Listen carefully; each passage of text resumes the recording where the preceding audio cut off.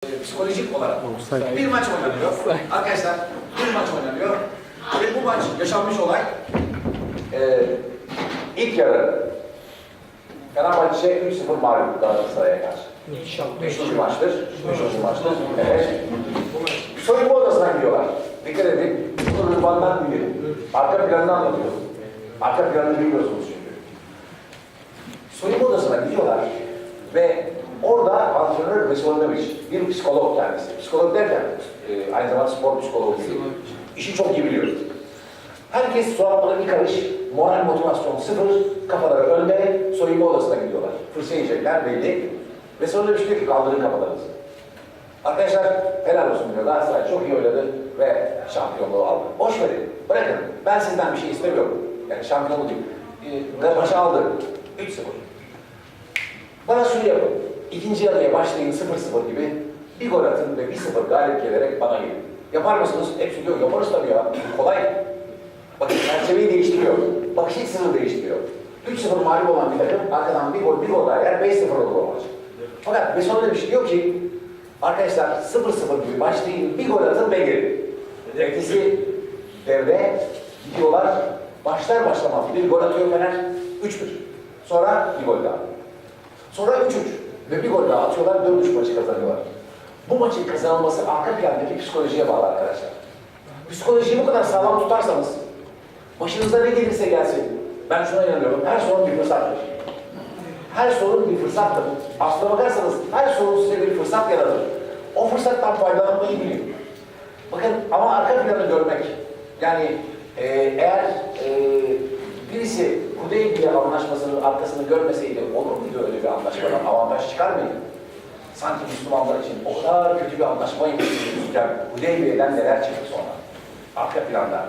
Ya işte bunu görebilmek, bunu bilebilmek, bunu sezebilmek ve bunun bir hayır olduğunu anlayabilmek, onun bir fırsat olduğunu anlayabilmek. Her sorun bir fırsattır aslında. Yani biz ne yapıyoruz? Hayat lay lay lom giderken bir şey öğrenemezsiniz. Hayattan bir şey öğrenmek istiyorsanız bilin ki, bakın sorunlar size bir şey öğretiyor. Onlarla ilgili çabalarken hayatı öğreniyorsunuz. Hayatınızda en zorlandığınız dönemi düşünün. İşte o dönemde en çok öğrendiğiniz dönemdir. Ben hayatta en büyük dersi nerede aldım biliyor musunuz? Evime gelen icradan aldım. Beyaz eşyalarım gittiği zaman hayatı öğrendim ben. Dedim ki bir daha asla böyle bir şey yaşamak istemiyorum. Ama benim için çok önemli bir öğrenmeydi o. Onun için arkadaşlar bakın onlar bize hayatı öğretiyor. Ama sizin dersiniz ki mahvoldum, yıkıldım, bittim, artık mücadele gücüm kalmadı dediğiniz anda kaybetmişsinizdir. Ama şunu unutmayın, her sorun bir fırsattır. Ve aslına bakarsanız zaten dilimizde öyle güzel şeyler var ki hani şu kişisel gelişimi aslına bakarsanız alın. Mesela bakın aslına bakarsanız şöyle hayır ve şer konusundaki hadis-i şerifi biliyorsunuz değil mi? Aslında hayır olabilir diyor. Yani biz ne görüyoruz? Onu şer olarak görüyoruz. Ya belki şer değil. Bunun arkasında ne var?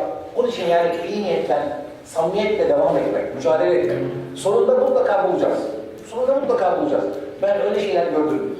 Öyle olaylara rastladım. Öyle kişilerle tanıştım. Onlara danışmanlık yaptım. Arkadaşlar madde bağımlısı bir gençle çalıştım. Hayattan bütün böyle herkes ümidini kesmiş ondan. Ama o ümidi kesmemişti. İnancı vardı, çok kuvvetliydi. Ve o arkadaşımızla bütün Anadolu'yu dolaştım. Benim yanımda geldi.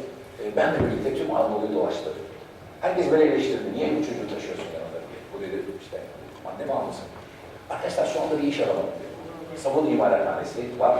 Sabunlar yapıyor, ihracat yapıyor, kokular yapıyor. Ve evlendiği 2 çocuğu var. Son derece mutlu. O kişiden ne diyorum ne kasaba demişlerdi ama oluyor. Ümidi kesmemek. Yeter ki iyi niyetten. O zamanlar kitap okudu. Madde bağımlısı ama kitap okuyor. Kitap okuyor, sürekli kitap okuyan biri. Herkes diyordu ki hani sen kitap okusan ne olur? Ama o diyordu ki bugün her şey değişecek bugün. Her şey değişecek, bütün bu okuduğum kitapların bana faydası olacak. Oldu, bir iş adamı oldu. Şu anda kokular üzerine ihracat yapıyor. Arkadaşlar onun için asla ümit kesmemek lazım. Onun için her sorun bir fırsat. Sorun başınıza geldiğinde dışarı çıkıp, problemin dışına çıkıp öyle düşünün. Problemin içinde kalmayın. En büyük problemin sebebi siz olursunuz. Ben şirketlere danışmanlık yapıyorum. problem çözme becerilerini öğretiyorum. Diyoruz ki problemle karşılaştığınız zaman en büyük problem sizsiniz aslında. Dışarı çıkın. Dışarıdan bakın. Her problemin bir çözücü yanı vardır. Problem daima çözülür. Ama siz problemin içindeyseniz problemin çözülme şansı yoktur. Evet arkadaşlar, son olarak bir hikaye anlatayım. Öyle bitirelim. Ama çok güzel yani gerçekten beden dillerinden şunu anlıyorum. Hakikaten yani sizlerdeki o yönde beni konuşmaya geliyor. En sonunda şöyle bir şey, bir hikaye getirelim. Mevlana'dan bir hikaye getirelim. Mevlana'dan bir hikaye getirelim. Evet, efendim, bir fare var. Ormana zarar veren bir fare. Ormana zarar veren bir fare. Bütün hayvanlar toplanıyorlar, diyorlar ki şu fare çok ormana zarar veriyor, bunu ortadan kaldıralım. Kedi diyor ki, bu görevi bana verin, benim işim. Ve kedi sürekli fareyi arıyor. Bir gün görüyor, peşinden koşuyor. Fare yakalayacağını anlayınca doğru bir ineğin yanına sığınıyor. Diyor ki ineğe, bana yardım et diyor, bu beni parçalayacak kedi diyor. İnek diyor ki sen merak etme, arkama geç, ben hallederim. Ve farenin üzerine koca bir pislik bırakıyor ve fare bu pislik üzerinde kayboluyor için. Kedi geliyor, aslında fareyi göremeyecek ama fare kuyruğu dik dolaşan bir fareymiş. Kuyruk dışarıda. Kuyruğundan çekiyor, temizleyip afiyetle yiyor. Hikaye bu kadar ama bu hikayenin bize öğrettiği 3 şey var. 1.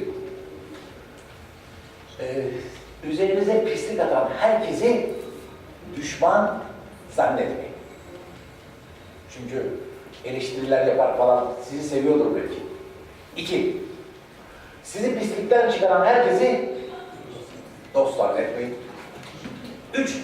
Eğer boğazınıza kadar pisliğe gömülmüşseniz kuyruğunuzu fazla dik tutmayın.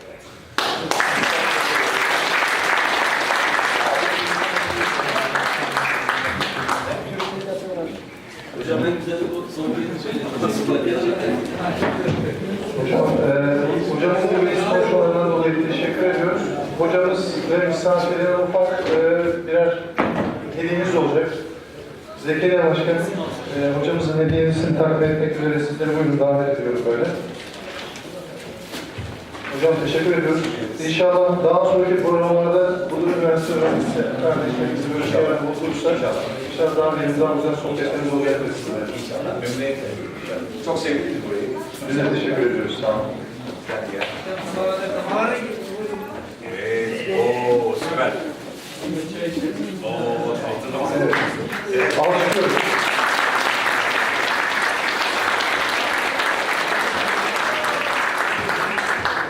Evet. Diğerlerimizi de yine hocamızın yanında beraber gelmiş olan bir misafirimiz var. Kendisiyle bir okulda öğretmen olarak meslek hayatına devam ediyor. Atiye Kalkan hocamızı davet ediyorum. Atiye hocam buyurun. Alkışlar.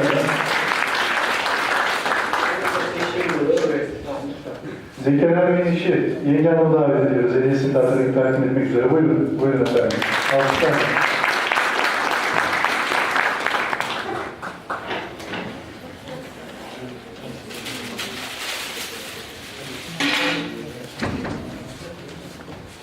Evet, buyurun hediyesini takdim ediyoruz. Bir de tekrar dışarıda tabii bu gibi organizasyonlarda emeği geçen bir abimiz Necati abimiz burada. Necati abiye bir ufak bir hediyemiz var.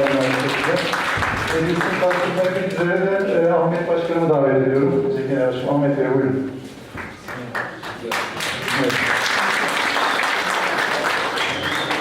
Bir de Uğur Saygın beyefendiyi davet ediyorum dışarıda. Evet, Oğuz Hocam'ın kitaplarıyla kendisi meşgul oluyordu. Ona da bir hediye takdim edelim biz aynı şekilde. Evet, Uğur Bey buyurun. Evet, hediyesini takdim etmek üzere de Metin abiyi davet ediyoruz. Metin abi buyurun.